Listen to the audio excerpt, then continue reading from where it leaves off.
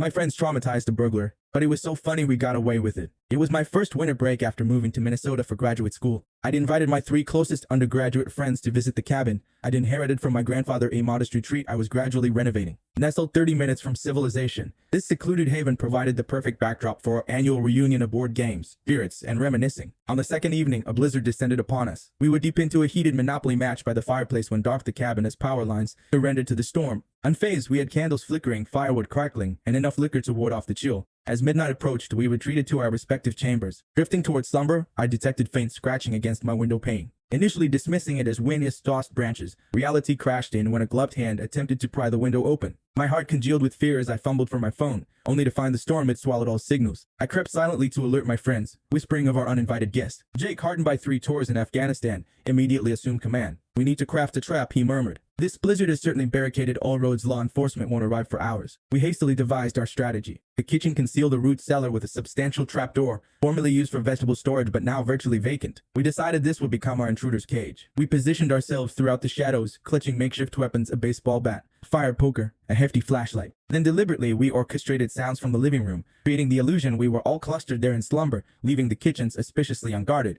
As anticipated, within moments the back door eased open. Through a sliver between pantry doors, I glimpsed a tall silhouette in black, wielding what appeared to be a crowbar. He edged toward the living room but halted when spotting the open cellar entrance with a strategically positioned flashlight illuminating what seemed to be a treasure chest at the staircase bottom. Our visitor took the bait. As he descended halfway down the cellar steps, Jake slammed the trap door shut while we piled furniture atop it. Muffled protests and pounding echoed from below. "What's our next move?" I whispered. The original scheme merely involved containment until dawn when assistance could be summoned. That's when Sarah, typically our moral compass, flashed a mischievous grin that signaled an unexpected twist. "Let's inject some terror into this equation." He retrieved a plastic skeleton from my holiday decoration collection, secured a rope around its skeletal neck, then cracked open the trapdoor just enough to lower a bony accomplice while Jake trained the flashlight on it. The howl that erupted from below wasn't merely fear, it was primal terror that seemed to freeze time itself. We quickly extracted our skeleton and sealed the entrance, collapsing into uncontrollable laughter. This crosses ethical boundaries, I observed, yet couldn't suppress my own laughter. Throughout the night's remaining hours, we took turns psychologically dismantling our captive burglar. We broadcast eerie melodies from my wind-up radio. We lowered various props, a doll with mutilated eyes, a container of crimson-tinted water. Whenever we opened the trapdoor, we chanted in hushed, cult-like intonations about the offering. By morning, as the storm receded enough to venture townward for assistance, our burglar had deteriorated into psychological shambles. When authorities finally arrived and accessed the cellar, they discovered him huddled against stonework, muttering about demons and pleading not to become a sacrifice. The officers appeared bewildered until we detailed our improvised home defense. They struggled to maintain professionalism,